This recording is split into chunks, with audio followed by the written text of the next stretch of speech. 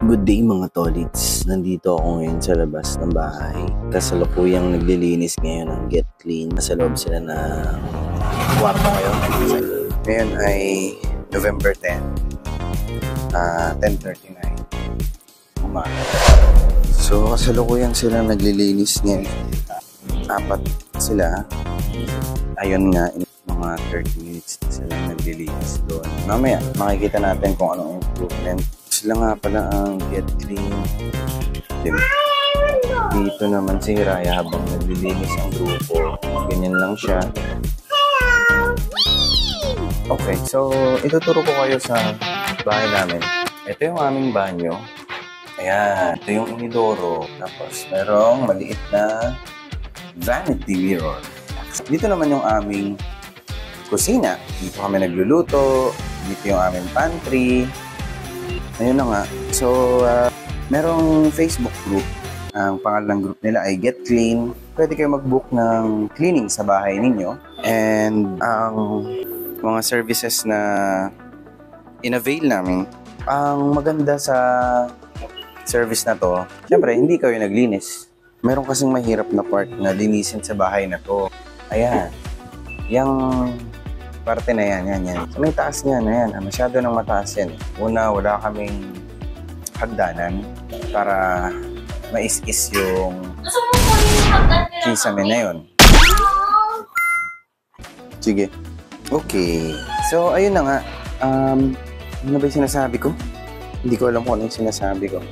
Isang box ang dala-dala nila ay may laman na Domex, alcohol, ito yung mga cleaning material nila, mga panlinis nila.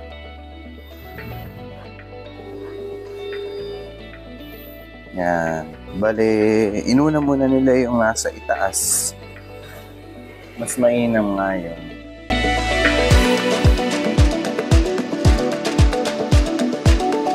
Bale, ito naman ang itsura ng aming ibaba.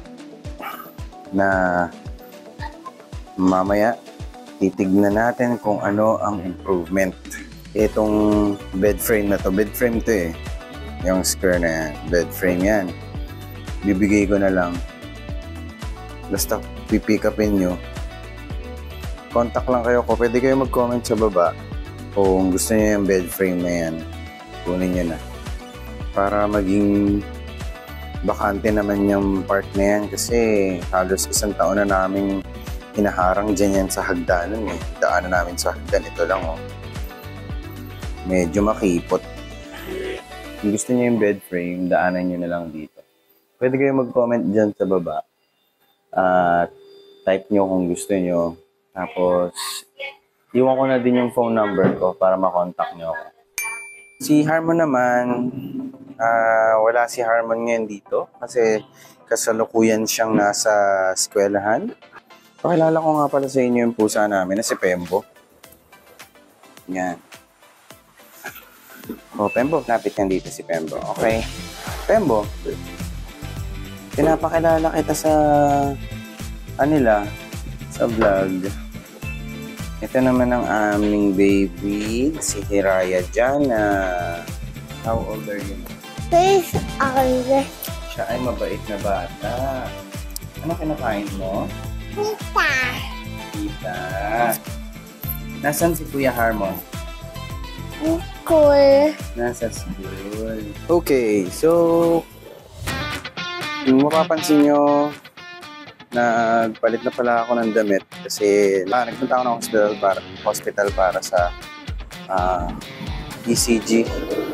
Anyway, dito pa rin ang Get Clean, the expert, the cleaning experts. Naglilinis pa rin sila. Ayun yung isa nasa bintana sa ate. At so ngayon ay nasa baba naman na silang nasa babang part ng bahay na sila. Inaantay ko lang si Harmon. First day ng sundo ni Harmon today. Gusto ko sanang pumasok kaya lang baka busy. Busy pa sila. So, dito na lang muna tayo sa labas. Kwentuhan. Mamaya, susubukan kong interviewin sila Get Clean. Tingnan natin dito. Paparating na ba si Harmon? Wala pa.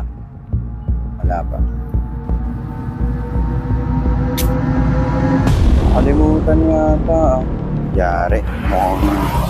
Nakalimutan yata ng tricycle na alas 2 yung out ng bata. Di yata naalala ng Friday ngayon. Hello. Hello, Kuya Joaquin. Okay. Pauwi na kami. Pauwi na po kayo? Oo. Okay. Sige po. Okay. Okay po. Ayun, pauwi na pala si Harmon. Kinabahan ako. Akala ko nakalimutang sunduin. Ay, ito na pala. Okay.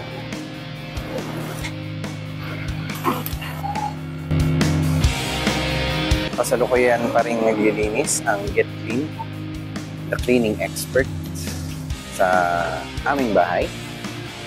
So, hindi ko pa sila makausap kasi ayokong istorbo rin sila para matapos nila yung ginagawa nila. Mamaya, pag nagkaroon ng chance, kakausapin natin sila about sa paglilinis sa bahay na inabot yata na 6 hours cleaning time. And mamaya rin, susubukan natin itanong kung ano yung mga services na ino-offer nila. Ang pangalan ng kanilang team ay Get Clean, the cleaning experts. Subukan natin pumasok at tignan natin kung anong meron. Hindi pa ako makapasok kasi nakita ko nililinis pa nila yung harap na part. That's a ladder. Leptospirosis. Yun yung sakit sa paa yung nakukuha sa dumi ng daga. Dengue, yan yung lamok. Nakukuha ang sakit sa lamok. Akala ko Kasi dati ako ganito. Anong movie yun ulit? Ang alin? Yung hospital yung kakay mo. Sa hospital? Tayo nakita natin sa movie. Oo. Yung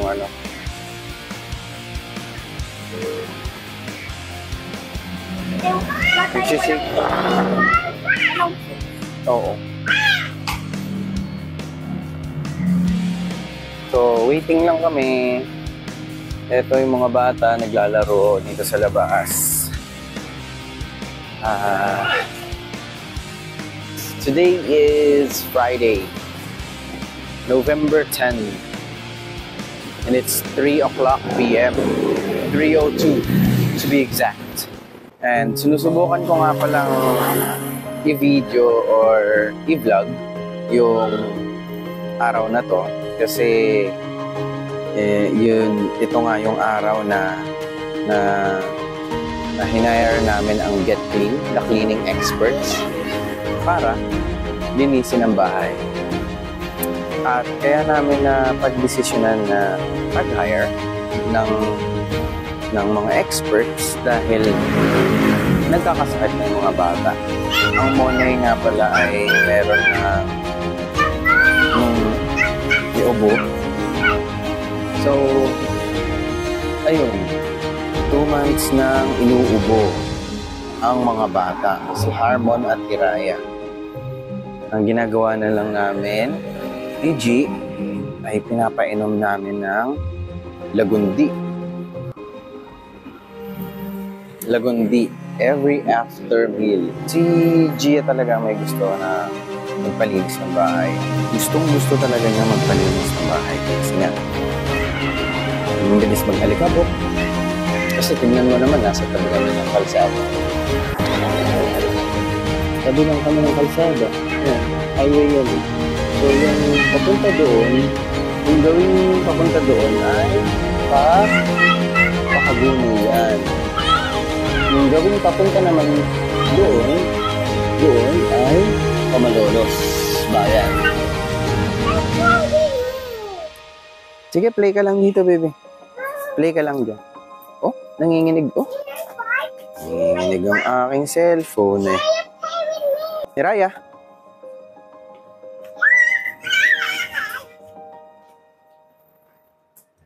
Check lang ng microphone. Ito nga pala ang Boya BYV20. Ayos ba? Maganda ba yung boses ko dyan? Hindi naman gaganda yung boses eh. Lilinaw lang. So, andito pa rin ako waiting na matapos ang team sa kanilang cleaning time. At susubukan natin kausapin ang isa sa kanila about sa paglilinis. Susubukan natin itanong kung ano yung pinaka mahirap linisin na parte ng bahay natin. Tatanong din natin sa kanila kung ano yung pinakamadaling parte. Tapos, recommended ba to sa mga townhouse? Basta within Bulacan, inside Bulacan. Pag outside Bulacan na, baka ibang team o ibang cleaner group na yung dapat niyong kontakin. So, ito na nga po, tapos na maglinis ang Get Clean, the cleaning expert. Hello, I'm Rachel from Deadly Home Cleaning. Marilu po. Bella po. Yun! Hello, Dessa po. Medyo mahihain pero okay lang. At aalamin natin kung ano ang pinakamahirap na parte ng bahay na kanilang nilinis at pinakamadali. Huwag na po kayong mahiya sa channel kong to kasi konti pa lang naman po yung nanonood. Merong mga 200 subscribers na nanonood ngayon and malay natin, interesado sila na magpalinis ng kanilang bahay. Ano po ang pinaka mahirap linisin na parte sa bahay namin? Kitchen. Yung kwarto tsaka sala po yung nalinis. Kwarto tsaka sala. Yun po yung pinakamahirap. Yun po yung pinakamahirap. Opo, pag maraming gamit din po, mahirap. Hindi ko maano sa pero okay naman lahat. Madali lang naman. Madali, anaks. Galing talaga ni ate. Madali lahat. So, walang mahirap. Lahat. Lahat Opo, kaya madali. naman po. At ang galing. Good job. Next sa ate. Iniwasan tayo ni ate. Ano ang pinaka mahirap mong nilinis sa parte ng bahay na to? Yung kwarto po. Kasi Kwarto. daming abubot. Madaming abubot. Mahirap siyang ligpitin, kumbaga. Opo. Tama yun. Ang pangalan nga pala ng group nila ay Get Clean, the cleaning expert. Ano po yung pinakamadali? Madali, sir. Ano po? CR. Sahig. Sahig. Napin natin si Bella. Bella. Ay, nag-CR ata. Nahintayin natin. Bago yan, sir. Itago na. Siya yung bumati ng kanyang nobyo. Nobya. Sorry. Binati niya ang kanyang iniirog. Sana nanonood ka ngayon. At kung nanonood ka, hit mo na yung like and subscribe. Para madagdagan naman tayo ng manonood. Ano naman ang pinakamadaling parte ng bahay na iyong nilinis? Ito pong sala. Dito sa sala. Bagay. Dahil, bakit po? Marami na po kami Kasi tulong-tulong na kayo dito, ano? Opo.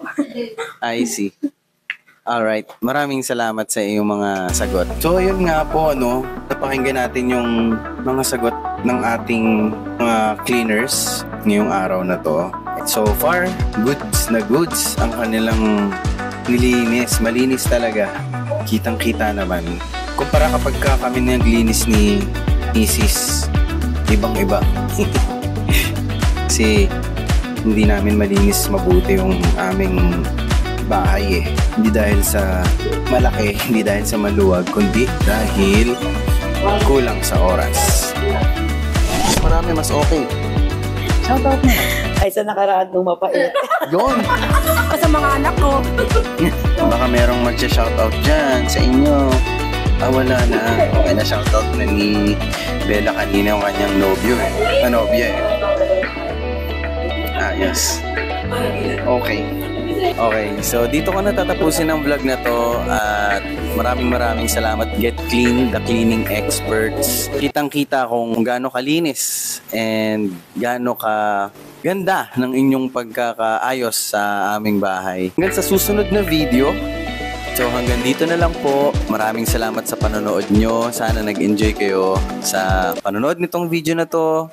At kung interesado kayo na mag-hire ng mga cleaners, Get Clean, the cleaning experts. Hallucination! Paalam!